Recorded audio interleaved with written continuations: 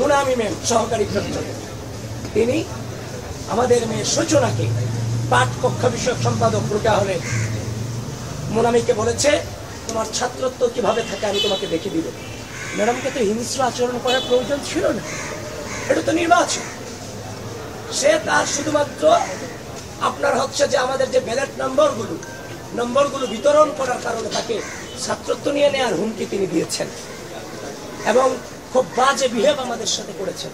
এবং তিনি রুকেয়া হলে বা যতবার আমি returning officer, chief returning officer থেকে শুরু করে প্রত্যেকের অনুমতি নিয়ে যতবার প্রবেশ করতে চেয়েছি, আমাকে বারবার তারা বাধাগ্রস্ত করেছে। তো সবকিছু মিলিয়ে আমরা ধৈর্য ধারণ করেছি। আপনারা আমাদেরকে বারবার বলেছেন, আমি দুপুর পর্যন্ত বলেছি আমি কোনো অভিযোগ করতে চাইনি। আজকে আমরা এই গণতন্ত্রকে আমরা অনুভব করতে, আমরা এনজয় করতে চাই। দুপুর 1টা 12টার পর থেকে যখন এগুলো আসতে থাকে তখন তো আর মুখ বন্ধ করে থাকা যায় না।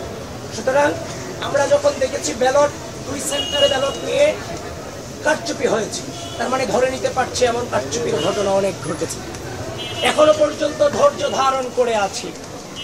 আমরা সুস্থ, স্বাভাবিক, নিরাপদ ক্যাম্পাস বিনির্মাণে প্রত্যয়ী, কিন্তু স্পষ্টভাবে জানিয়ে দিতে চাই, যদি একইভাবে ভোট গণনাতে ম্যানিপুলেট করার বিন্দু পরিমাণ চেষ্টা করা হয় এবং যারা বাংলাদেশের স্বাধীনতা সার্বভৌমত্বকে বিশ্বাস করেন না, যারা এই ক্যাম্পাসের সাধারণ শিক্ষার্থীদের মত প্রকাশের স্বাধীনতাতে বিশ্বাস করেন না,